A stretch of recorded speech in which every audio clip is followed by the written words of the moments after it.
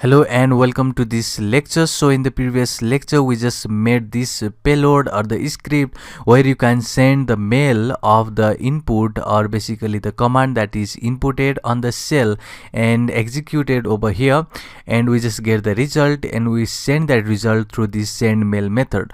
But you can see that this payload or a script is not quite practical, because in this execution of this script you have to get access to the client machine. But in the practical you will never have that, because if you have access to the client machine, so that means you don't need to hack anything. You can simply go to the client and basically execute any command like a dir command, everything. But in the real life we don't have access to the client machine. That means we cannot execute this file on the client machine directly. So we have to do some social engineering trick in order to get this file downloaded in the Kali machine. So first of all, in this lecture we'll see how to make a download process and just execute it through that, and basically we'll see in the upcoming lecture how to just make the payload much more advanced, and we'll also see the packaging technique so that client won't get suspicious and execute the command successfully on the client side. So in this lecture we are just going to execute a download process. So how we can just see the download process, and basically we'll also see how to just get the grab the file and we'll see all of that in this lecture. So let's begin. So we have this completed file, but now we'll make use of this Kali Linux because we have these two machines on the virtual machine, which is this window machine, which will be our client, and here is the Kali machine, which is this machine, and this will be our server side. So I have just opened my PyCharm over here. So let me just open my new file, and here I want to just create a new Python file, and I'll just say this as download. So first of all, as always, you have to import some of the modules. So in this case it will be a request module, and we haven't downloaded this request module.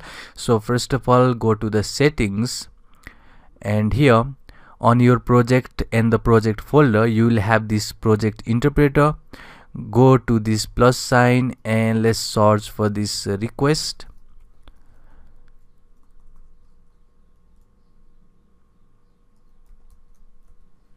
So this will be your package. Let me just press install this package and let it give a time to install the package. Make sure your internet connection is up and running. So we have successfully installed the package on our interpreter. Let's go back and let's press this OK button. Now you could see it will not show any error now because the request package has been successfully downloaded. So let's define some method. So we'll just say download method, because this is going to just download. So it is not yes download, it is download.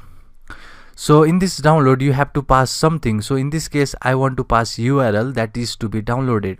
So URL can be contain, or basically URL contain any of the URL that can be something like the URL of the payload that you want to execute on the client, or a command or anything. This URL can be anything, but just remember that this should be not the relative URL. Basically this URL should just reach out to the particular files. So if I say something like, let me say that if this URL is maybe say, let's take the example. So let me say hacker zone hackerzone.com slash maybe files.php. so this cannot be your URL. So if you want that URL, that should be the perfect URL that will send you, or that will just give you some files to be downloaded. Something like, let me say the bird.jpg. So if you see, this is going to give us a link that is going to just download that JPG file, or it can be .apk, or it can be, let me say, backdoor.apk, anything like that, or backdoor maybe exe file. So this could just download some files. So this is not your page or something. That should be exactly the files that is to be downloaded over here. So this URL cannot be the relative URL. So let's take the result now. So in this result, I want first the request package, and here in order to download from the URL we have this important method, that is get method. Just remember this method, this is very powerful method, and this is going to take only the URL. It is going to download that URL and get information in this result. So now we are going to do, that is simply print that result. We are not going to do something over here, and you could see we have done something like that in the previous lecture also, and this will be carried out in the upcoming lecture where we just make important web scraping tool with the help of a Python. So this will be important module over there too. So for now we are just printing now. So you could see now it's time to call this download method. So download method, and I have shown you that this should be perfect URL. So this cannot be something that is HTML page. This should just lead you to somewhere, that can be the image, that can be the virus, or that can be the any file that you want to download to the client. So let's open here, that is in the Kali. I'll just open my browser. Let's search for some file, because we haven't made any keylogger or any backdoor in this case. So I want to just download some files. So I'll just say something like bird. I want to download the bird. So let's go to the images, and here, okay, let me just take this bird. So you could see now, if I just copy this link and if I just paste it here, so okay, copy the link again, or maybe copy image location, and if I paste it here and if I just press go, this is going to give us one image file. So this is your perfect URL. It cannot be something like, let me say, this cannot be, if I just go to the widget, so this is not your URL. So if I see here, this is not going to lead us somewhere, or basically this is going to lead us only to the page, not to a specific file. So this cannot be your perfect URL. But if you see in this image, it has indent with the extension. Let me just go over here and show you that this has indent with the extension that is saying .jpg. So this is a perfect URL, because this will just lead to some images. So in the upcoming lecture too, we'll just make our own reverse shell, or we'll also make our keylogger. So that should be also the absolute path. So that cannot be the relative path. So let's copy that first. Let's go back to our PyCharm, and here the URL I want to send should be in this code, because this will be the string. So I'll just paste it over here. So this is the long link, but we'll just stick to this link now. So you could see we have just get this file now. So let's run this here. So I want to run, that is download.py file, and let's go. Then it is showing us that is a response of a status code 200. So this is a very important object of this response. So you could see that this is the request object, and basically we see here that is a 200 status code. That means there is a link that is named with this.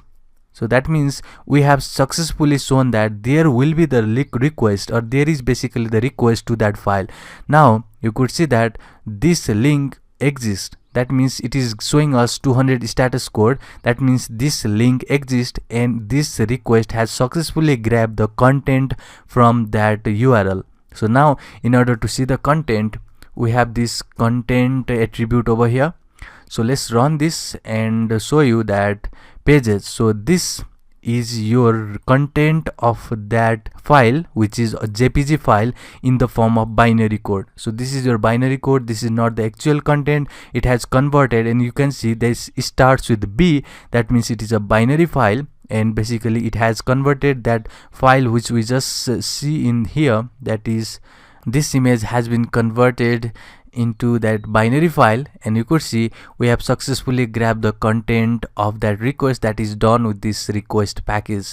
So now in the upcoming lecture, what we can do is simply, instead of this JPG, we'll just make our own keylogger, and we'll just send this keylogger. Or you can also see this same file. Instead of that keylogger, we can also make this file that is in the form of .exe. We can make use of a PyInstaller package in order to convert this Python file into the exe, and we'll just send this exe file over here, and we'll just make another payload that is with this download.